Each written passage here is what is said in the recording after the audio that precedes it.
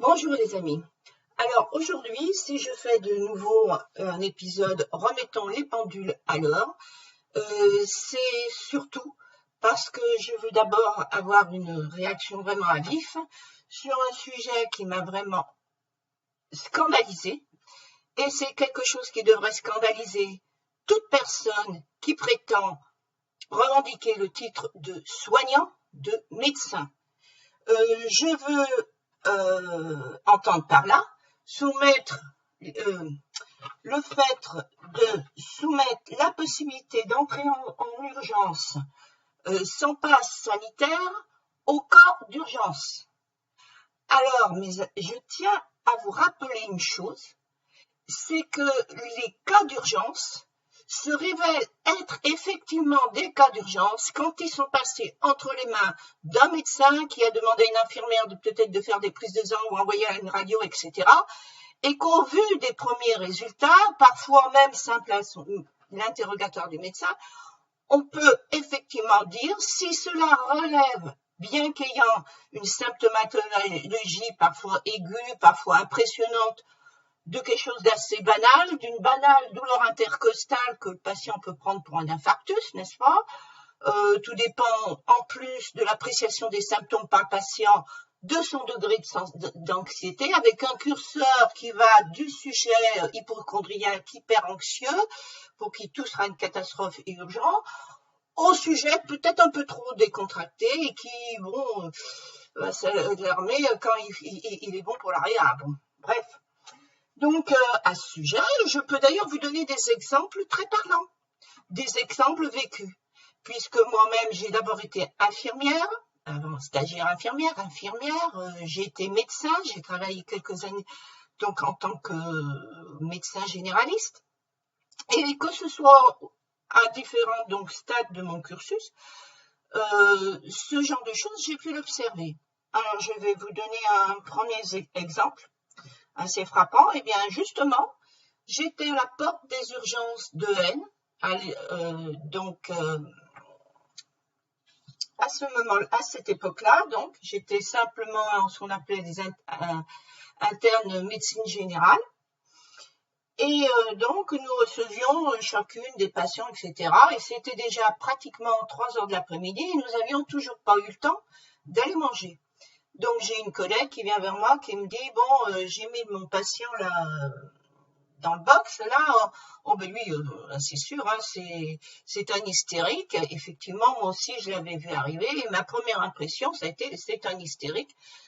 Il était en position de prière sur le brancard, n'est-ce pas, et qu'il implorait Allah.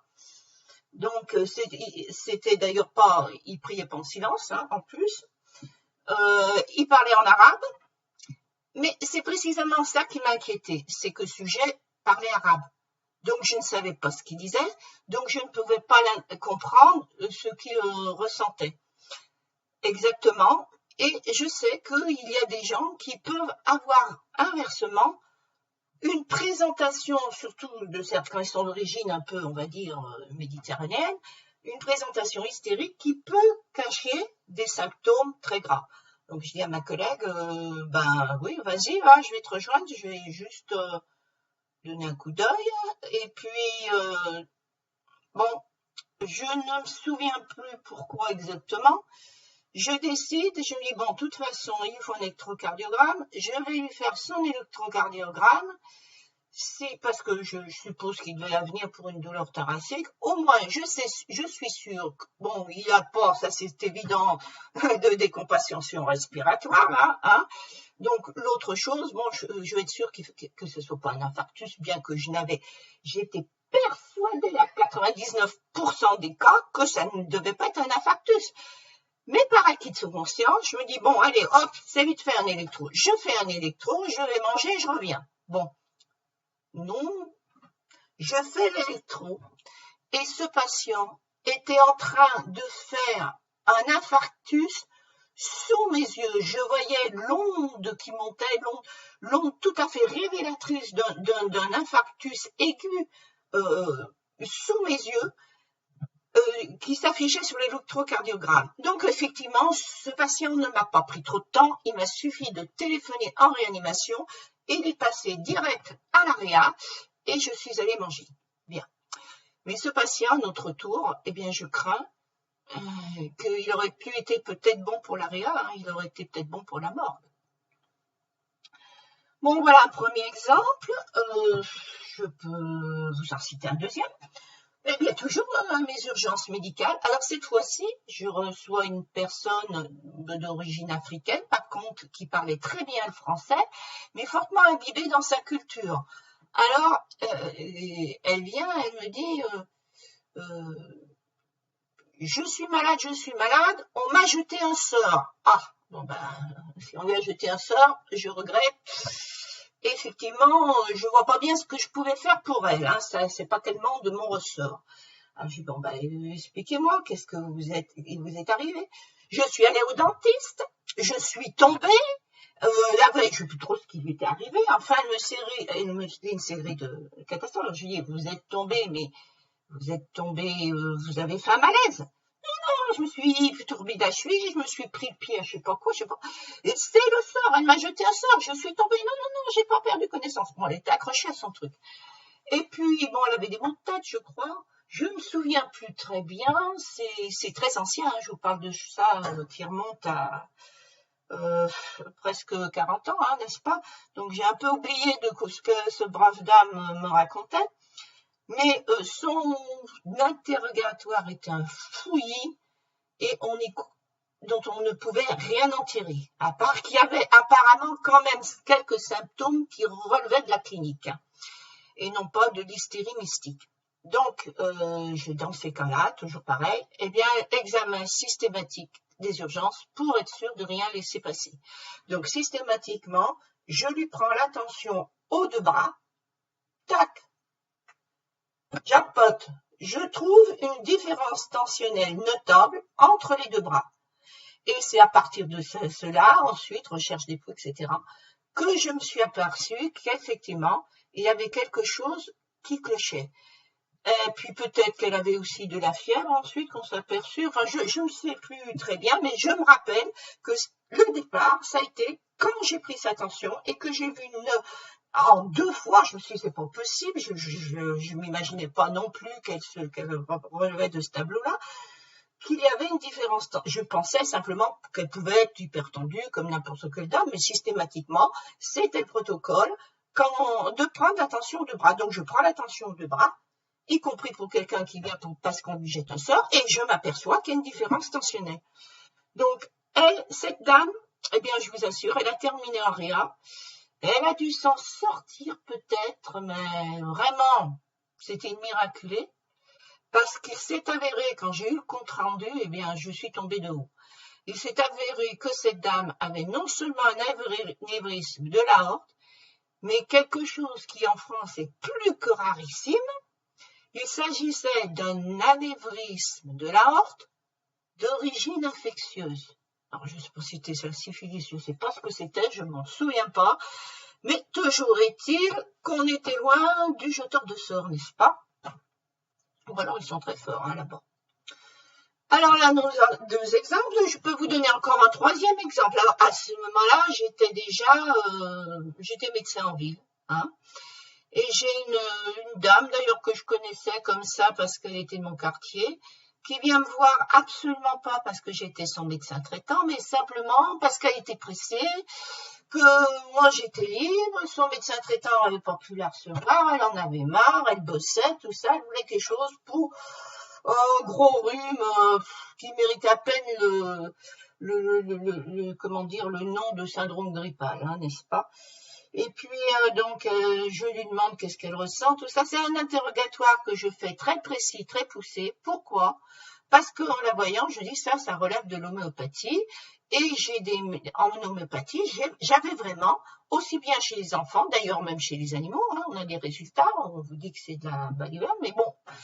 Moi, un médecin généraliste, il relève de l'expérience empirique. Et mon expérience empirique m'avait prouvé que l'homéopathie marchait très bien dans tout ce qui était ORL. Donc, je lui demande, eh ben voilà, est-ce que vous seriez partante pour l'homéopathie? Donc, ben pour ça, il faut... Et je la questionne très minutieusement. Et on en arrive bien à ce qu'elle me dise, donc justement, qu'elle a des troubles de l'équilibre. Hein, j'ai dit, oui, je lui dis, oui, pour un rhume, bon.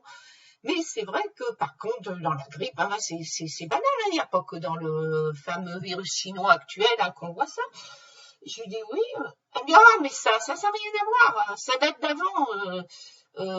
J'ai des fois, j'accroche les pieds quand je marche. Là, on sort un peu du cadre du rhume, hein. Ça c'est comme le monsieur qui était venu me voir pour son eczéma, qui voulait que je soigne son eczéma et qui avait eu pourtant un asthme sévère, dont il est mort d'ailleurs, et qui ne voyait pas l'intérêt de soigner. Bon, bref. Donc cette dame, elle par contre, était suivie au point de vue médical. Elle m'a même dit qu'elle avait vu au total 5 médecins, plusieurs généralistes, une rhumatologue qui l'avait soignée pour de l'arthrose cervicale en me disant ça revient de l'arthrose. Et en l'examinant, je lui ai dit, écoutez, moi je regrette, au niveau de l'examen neurologique, j'ai l'impression qu'il y a un syndrome cérébelleux. Donc, très rapidement, je lui demande, donc il y avait aussi des médecins que je connaissais bien, donc en radio, et qui faisaient des scanners et tout ça, qui étaient très formidables. Je lui dis, ben voilà, j'ai cette patiente, je veux un examen rapidement parce que elle a un syndrome cérébelleux, des troubles de l'équilibre, etc. Eh bien, cette dame, non seulement elle avait quelque chose de grave quand même, puisqu'elle avait une tumeur effectivement cérébelleuse, mais en plus, elle relevait de l'urgence. On a dû l'hospitaliser en urgence, en ambulance, dès le résultat des examens, parce que celui qui lui avait fait donc son scanner redoutait qu'il y ait un engagement des amygdales cérébelleuses donc dans l'orifice crânien. Je m'excuse parce que je suis retraitée et puis maintenant j'ai des fois les mots qui me manquent. Hein. Donc voilà. Donc cette femme, je l'ai envoyée en urgence à l'hôpital neurologique. Et donc, elle a dû y rentrer, je ne sais plus si c'était le vendredi ou le samedi, le lundi, elle a été opérée. Voilà, donc ça s'est bien terminé, c'était une tumeur bénigne. Mais voilà, 3 cas qui relevaient vraiment de l'urgence. Et si vous comptiez sur les patients pour vous démontrer qu'ils relevaient de l'urgence, niet. Donc, alors je ne sais pas, le coronavirus, c'est sûr, il ne tue pas grand monde tout de même, hein.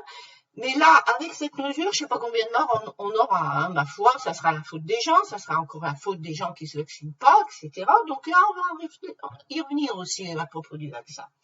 Mais voilà ce qu'il faut être conscient. De la même manière qu'on a tué des vieux en refusant de leur donner des traitements qui se sont avérés quand même opportuns, hein, même si ce n'est pas du 100%, je regrette, il y a des médecins, c'est pas des guignols qui ont dit oui, ça marche. Donc je vois pas pourquoi on en croirait les uns et pas les autres. Je vous dis, la médecine, pour moi, d'abord, ça doit être l'expérience empirique. Parce que d'un individu à l'autre, il y a des variations. On ne peut pas appréhender les gens de la même manière. Encore un exemple, hein, j'ai eu par exemple un patient, moi une fois, qui se plaignait de douleurs gastriques et qui était persuadé qu'il avait un ulcère et que l'acide chlorhydrique dans l'estomac, il descendait dans les jambes, il suivait les nerfs sciatiques. Alors il avait effectivement les deux problèmes, mais évidemment il n'y avait pas de relation de cause à effet. Bon, bref. Donc ça, c'est sûr, c'est criminel, mais il n'y a pas de lieu d'être surpris puisque nous en sommes après tout qu'au 2e crime. Simplement, là, on va s'adresser un peu à tout le monde. Hein. On ne sait pas, ce sera peut-être des ados, ce sera peut-être des jeunes adultes, ce sera peut-être des vieux, ça, bon, tout venant, hein, voilà. Des gens qui sont assurés sociaux, n'est-ce pas? Des gens qui payent pour leur vie, hein, qu'on protège leur santé, et à qui on va refuser de sauver la vie. Voilà ce que ce gouvernement vous propose. Bon, alors si on revenait à notre rhume chinois, oui, si jamais il vient trop d'avoir censure, moi je vous propose d'utiliser le mot rhume chinois de la même manière qu'on a eu la grippe espagnole, parce qu'après tout, c'est un rhume. Ce fameux virus fait partie des coronavirus, c'est une famille de virus qui sont ceux que nous avons lorsque nous avions un vulgaire rhume. Et notre vulgaire rhume, par exemple, pour des chatons, n'est pas un vulgaire rhume. Ça, je l'ai appris quand j'étais élève infirmière. Un jour, dans la clinique, on a trouvé là dans le parc des chatons qui avaient l'air en assez piteux état, avec le nez qui coulait, les yeux larmoyants. Et donc, une qui connaissait un peu mieux que moi, lui dit, oh ben, ils ont un rhume, il faut les emmener au vétérinaire. Je dis, oh ben, c'est pas grave alors si c'est un rhume. Non, non, non. La plupart des chatons, d'ailleurs, peut-être celui-là va s'en tirer, mais ces deux-là, c'est pas la peine, il va falloir les tuer, tout là. En principe, c'est très très dangereux pour le chat, nos virus à nous, et bon, c'est un peu le danger si les chats font leur petit dans des endroits comme ça, des cliniques, tout ça, où on a des gens qui sont un peu fragiles. Bon, ils peuvent être contaminés, voilà ce que ça donne, ou peut-être parce qu'ils sont mal nourris, bon bref, voilà. Donc, parce qu'en fait, nos rhumes, nos coronavirus à nous, on se les garde de même que les animaux se gardent les leurs.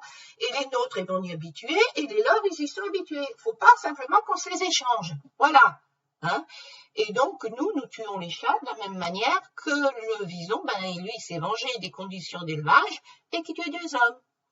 Donc, bon, ça, on l'a vu dans une précédente vidéo, n'est-ce pas, où on voyait que le problème de cette zoonose, c'est l'élevage industriel et la destruction de l'habitat naturel des animaux sauvages, la consommation d'animaux sauvages, etc. De toute façon, la même chose aussi pour le sida, hein, qui lui est encore autre chose d'un point de vue danger. Et maintenant, ça nous est passé au-dessus de la tête.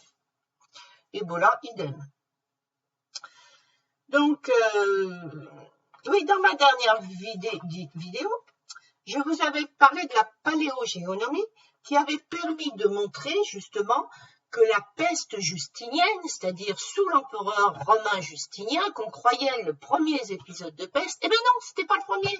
Il y en avait eu d'autres avant, à l'époque de bronze, et on a même retrouvé, grâce à cette nouvelle science, on a pu montrer qu'il y avait déjà eu des victimes à l'âge de fer. Mais par contre, ça a été la première grande épidémie à cette époque-là. Eh bien pourquoi? Eh bien toujours pareil, une épidémie, elle ne tient pas aux germes, elle tient aux conditions, à son écosystème qui lui est favorable à son développement. Donc pour la peste bubonique, on a vu qu'on avait eu la mutation d'une puce qui était capable, du bacille, qui était capable, donc ça a dû apparaître vers l'âge de bronze, par là je crois, ou un peu plus tard, enfin, en tout cas pour la peste justinienne, qui était capable de donner des spasmes à la puce, qui fait quand elle vous piquait, elle régurgitait son repas. Donc, c'est donc ainsi que ça se transmettait plus uniquement par voie pulmonaire, mais également par piqûre. Et donc, on a pu voir qu'il y a eu la grande peste, une première grande peste à l'époque de l'empereur Justinien.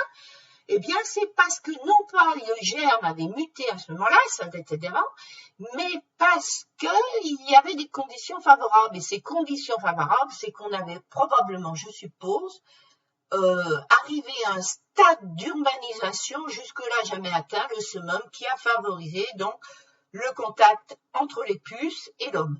Ensuite, eh bien, je vous rappelle que l'épisode de grande peste qui a sacrifié parfois, suivant les régions, entre la moitié de la population européenne et les 3/4, comme dans les régions d'Allemagne, c'est pour ça qu'il y a eu un retard de peuplement pendant très très très longtemps par rapport à la France, par exemple, parce que là-haut, ils avaient encore, puis avec la guerre de 30 ans, ils avaient eu encore plus de morts. Parce que la guerre de 100 ans, la guerre de 30 ans, tout ça, ces guerres-là, c'était des guerres avec des sièges. Et là, vous voyez, on en apprend tout le temps. Je viens d'apprendre que pour la peste bubonique, elle est toujours d'actualité. Simplement, on n'a plus de grande pandémie. Puisque, donc, on a quelques cas en Mongolie et on a des fois quelques cas dans la zone frontière de Russie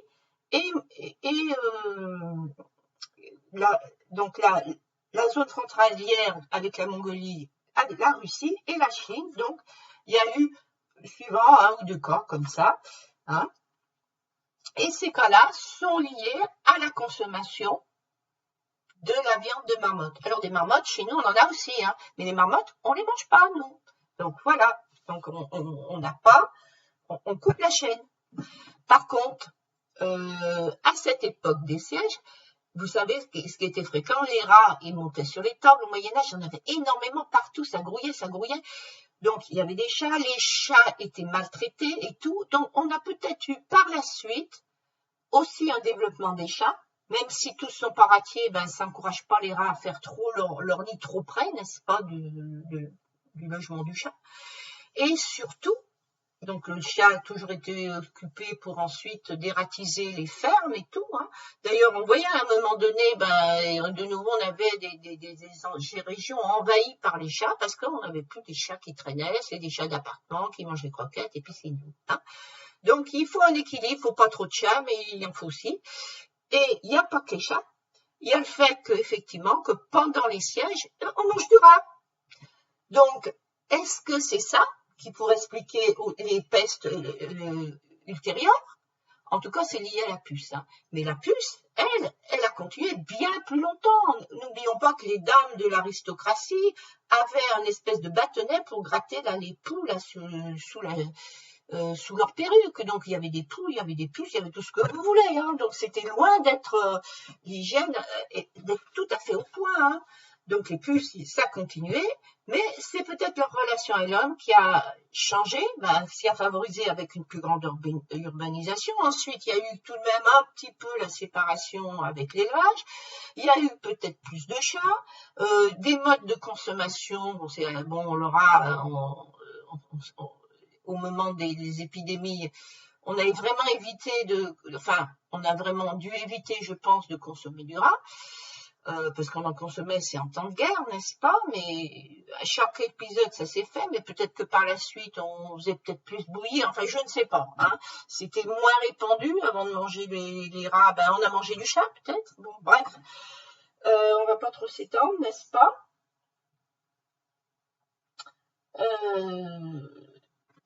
Donc, moi, ce que je veux vous dire, il faut que la science médicale, elle prenne un peu dans le recul, qu'elle arrête le décomptage journalier des cas, hein, parce que c'est du grand n'importe quoi.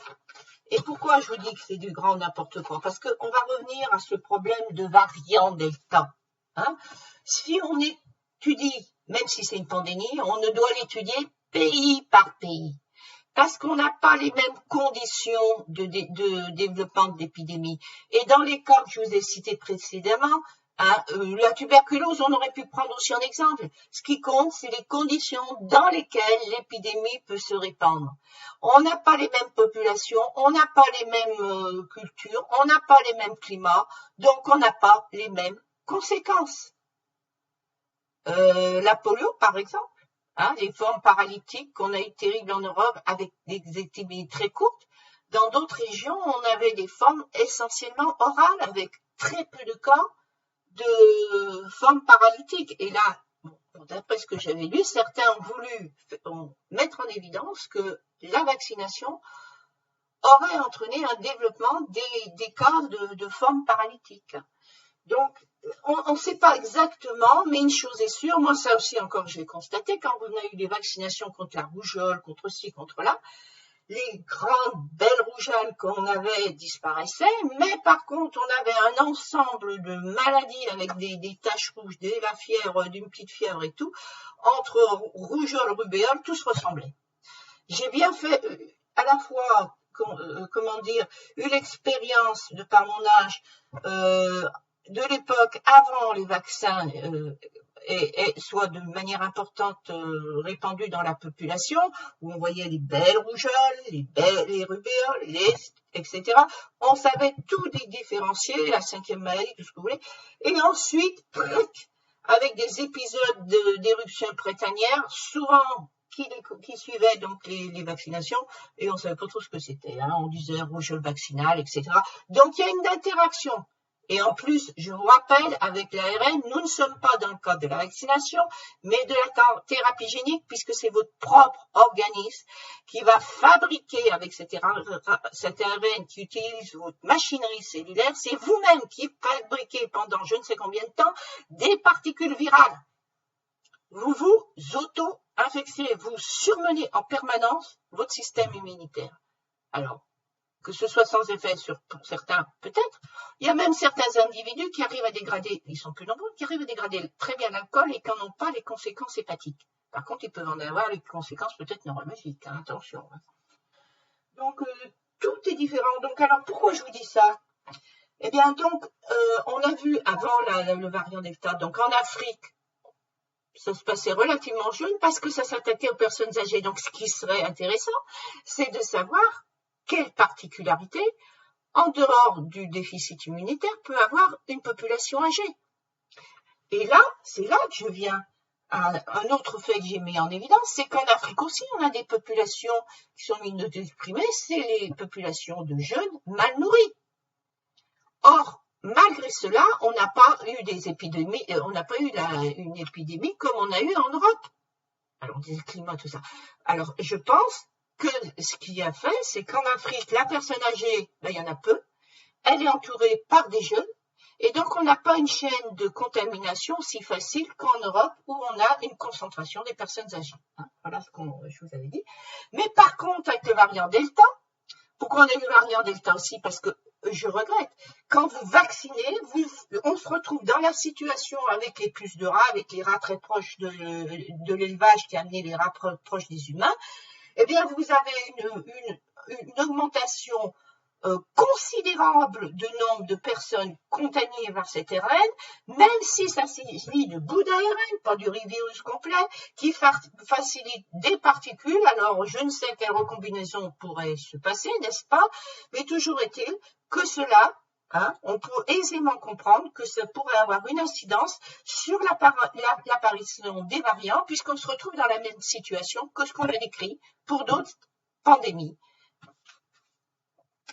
Donc, comme en plus, eh bien, alors, quand on vous dit 12 fois plus contaminant, ben, 12 fois où? Parce que si vous êtes dans une population de jeunes malnutris, où il y a une forte consanguinité, ou je ne sais quoi, eh bien, vous n'allez pas avoir les mêmes résultats. La contamination, elle sera peut-être à 12 ou à je ne sais pas combien. Et si vous prenez un groupe, au contraire, où les enfants sont bien nourris, où il n'y a pas de consanguinité, vous n'allez pas avoir les mêmes résultats. Donc, voilà, ça ne veut rien dire. Le taux de contamination, c'est pays par pays, couche de population par tranche d'âge qui doit être étudiée. Sinon, c'est du grand n'importe quoi. Et quand c'est qu'on va revenir à faire de la science? Donc, je vais pour illustrer un peu mon propos que vous pourriez penser excessif, eh bien, je vais vous évoquer les tribus d'Amazonie.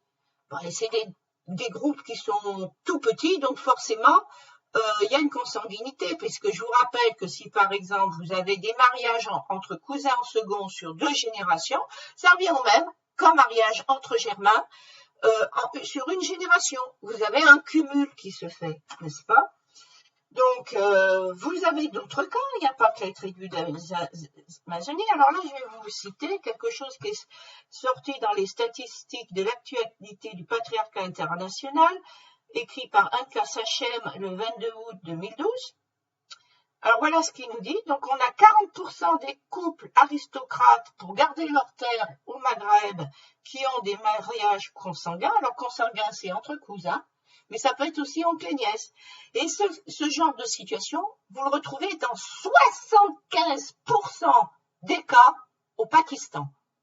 Donc, la consanguinité est directement liée au système immunitaire. Il y a toujours une expérience empirique. Si l'Église en Europe s'est battue contre la consanguinité, c'est parce que par expérience, on a vu que ça entraînait une mentalité et que donc le diable devait être là derrière, ça ne devait pas plaire à Dieu, il fallait changer, c'est comme ça que ça fonctionne, n'est-ce pas, la religion. Donc, ces gens-là, apparemment, ils ne savent pas se servir de leur religion. Bon, 75%, donc, mais s'ils sont tous pareils, ils ne faisons pas de point de comparaison non plus. Donc, 75% des mariages au Pakistan relèvent de la consanguinité. On retrouve ça aussi chez les gens du voyage. Donc, dans un reportage, je vous lis l'article, dans un reportage réalisé par le Britannique Tarzan Ahmad, des musulmans ont vanté les mérites de mariage consanguin et déclaré que toute remise en cause de cette pratique est une attaque contre leur communauté. Le professeur John du Collège de Londres a indiqué que le mariage des hommes musulmans avec leurs nièces ou avec leurs cousines est une pratique courante. Donc ici, c'est une ville qui est Bradford, voilà, qui est particulièrement affectée par ça. Donc là aussi, on a un changement de population en Europe, hein. Donc on voit des choses, on a une population consanguine qui favorise, donc qui peut favoriser le terreau de développement. Et quand vous avez un terreau qui est favorable à un germe, eh bien qu'est-ce qu'il fait? Il se multiplie, il fait des variants, et ces variants, ensuite, peuvent s'attaquer à d'autres populations. Ça, on l'a vu pour le sida. Je vous rappelle, 80% de la communauté gay de, je vais dire une bêtise, je ne sais plus quelle grande ville californienne, là, je crois, qui était affectée. Moi, j'ai ce chiffre qui m'avait vraiment frappé. 80%, tout à fait au début de l'épidémie du sida. Donc, ne pas faire une relation de cause à effet, c'est de la malhonnêteté intellectuelle. À une époque, on était en tout début. Et pourquoi? Ben on l'a su. Pourquoi? Puisqu'on a même trouvé des prostituées, donc ça c'est un médecin généraliste qui l'a montré, on n'a pas trouvé le vaccin, mais il a trouvé des prostituées qui, elles, s'ils pouvaient transmettre le sida, n'attrapaient pas le sida, parce qu'il a trouvé donc dans la glaire cervicale donc de ces prostituées une capacité localement donc à détruire le virus. Hein, c'était spécifique d'une tribu de, je sais plus, elles étaient toutes originaires d'une même tribu, ces fameuses prostituées, chez qui on a trouvé ça. Donc, c'est quelque chose qui est assez rare. Donc, pour en revenir, quand vous avez donc une relation du type homo, n'est-ce pas? Eh bien, vous n'avez pas la glaire cervicale. Alors, même si la glaire des autres femmes n'a pas la qualité de ces prostituées, n'est-ce pas? Eh bien, elle a tout de même un effet protecteur à minima. Mais quand le virus du sida donc, a pu se développer dans cette communauté où il n'y avait que des rapports sans glaire cervicale, ça favorisait son développement, ça favorisait sa possibilité de muter et de s'attaquer donc à la communauté hétérosexuelle. D'autant que dans la communauté hétérosexuelle, eh ben, il y a aussi de la sodomie. Hein. Donc ensuite, eh ben, le virus de plus en plus s'est adapté à une nouvelle population qui, en dehors de ses prostituées, eh ben, ne pouvait plus se protéger du sida. Et malgré tout, on sait, pareil que pour le coronavirus, pour le sida, il y a aussi le nombre de contages hein, qui joue. Donc la glaire, si le nombre de contages joue, la glaire a tout de même un petit effet protecteur. Bon. Alors, où j'en étais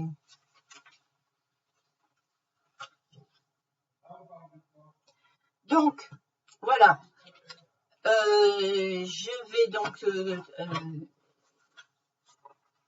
oui, donc il y a ces problèmes de consanguinité, il y a ces problèmes donc de malnutrition qui font que chez les populations jeunes pourront être touchées. Donc, il faut vraiment comparer pays par pays. Et moi, bah, ma solution, ça serait plutôt de lutter contre la malnutrition, n'est-ce pas? Parce que ça peut jouer sur des tas de choses. Hein.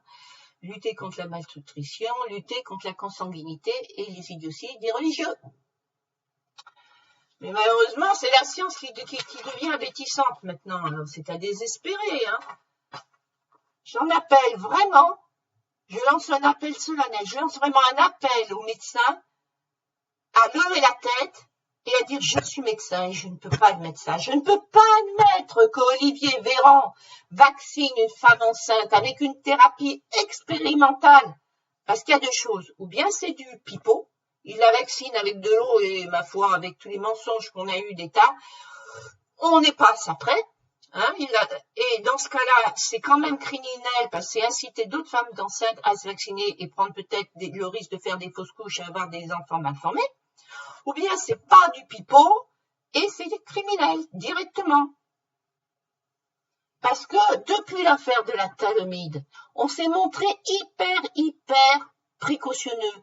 Tout ce qui était nouveau médicament, même si on n'avait pas la preuve que c'était tératogène, on ne le donnait pas à la femme enceinte. Alors pourquoi, pour un virus qui n'est pas mortel, pour un nouveau-né qui ne fait pas une hécatombe chez les nouveau-nés, qui ne fait pas une hécatombe chez les femmes enceintes, pourquoi mettons en péril la génération à venir? Pourquoi n'avons-nous perdu jusqu'au souci de la préservation de l'espèce humaine? Ça vraiment, je